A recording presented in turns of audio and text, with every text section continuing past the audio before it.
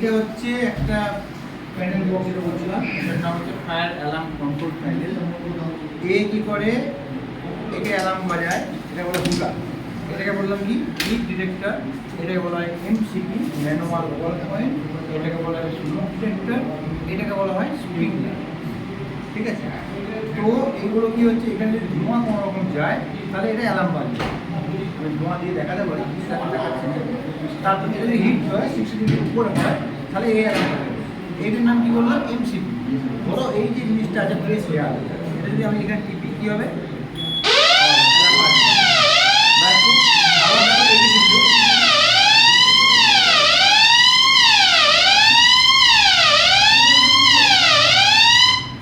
কি হলো, এইখানে দেখো সাইলেন্ট আছে, রিসেট আছে, দেখতে পাচ্ছ। এইখানেও যেমন এখানে বাজালাম, তো আমি এখানে সাইলেন্ট দিকে রিসেট মারলাম, বন্ধ গেল।